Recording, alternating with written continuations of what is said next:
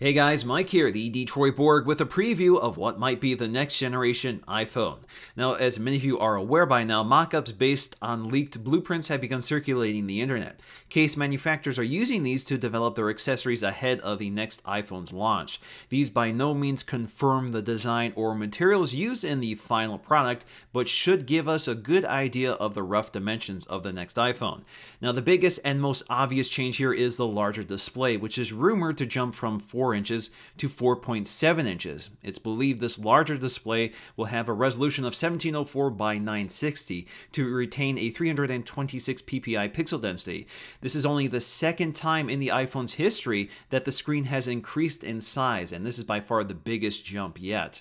Now, the larger screen has necessitated some changes, including a thinner design with rounded edges, which makes it a much more comfortable device to handle at this size. Now, around the back of the phone, you'll find those distinctive stripes, which are believed to be part of the antenna system. Now, it appears this new design will give up glass trim pieces for a mostly metal unibody design. Now, like the current iPhone, it's assumed that these trim pieces will be color matched to the bezel color of the screen, so white with white and black with black. Now, the mock-ups also depict a camera module which protrudes like an iPod Touch, with a single LED flash which may or may not include a dual-color LED like the current True Tone flash in the 5S. Now, on the left-hand side of the iPhone, we'll find our redesigned volume controls, which are very similar to the latest iPod Touch and the iPads, with the standard mute switch just above them. On the top, we'll find that we're missing the sleep-wake button, which has now been moved to the right-hand side of the phone, just above the SIM tray. This is a design familiar to many larger phones like the Galaxy series, where the top of the phone is just too far to reach comfortably without shifting your grip.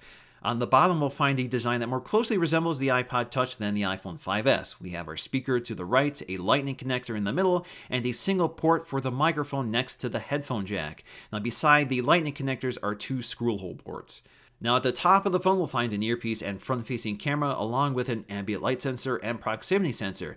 There's also believed to be a new sensor or LED light, which is not depicted in this mock-up. The home button also retains the Touch ID feature and appears to be about the same size. Now, the 4.7-inch screen size is still on the small side, especially if you compare it to the other popular flagship phones, such as the 5.2-inch Sony Z2, the 5.1-inch Galaxy S5, and the 5-inch HTC One M8, which are also supporting higher resolution 1080p displays than the rumored iPhone's 4.7-inch display.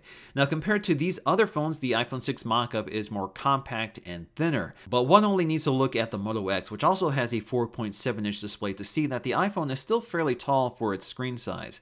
The iPhone 6 is still by far the thinnest phone here, even thinner than the Xperia Z2 and much thinner than the relatively chunky HTC One M8 and the GS5, while still retaining its narrow design, which bests most of the phones here. Now, while it's very similar in design, it's not as thin as the iPod Touch, but it's pretty close, so it kind of fulfills the fantasy that many of us had of having an iPhone as thin as the iPod Touch. Now, personally, I find that the phone is still comfortable to handle one-handed thanks to its thin design with those rounded edges, so I'm pretty excited to finally get my hands on an iPhone that's relatively close to the size of larger smartphones today. I'm a little disappointed that the screen resolution may not be as high as those other phones, and we still have a single speaker instead of a stereo speaker like we have on the HTC One M8. But I'm really looking forward to the size increase here. So what do you guys think of this design? Do you think it's fake? Do you think it's legitimate? If it is legitimate, what do you think? Is it too big, too small? Please let me know in the comment section below. So that's going to do for me in this video. Thanks for watching, and I'll see you again in the next one.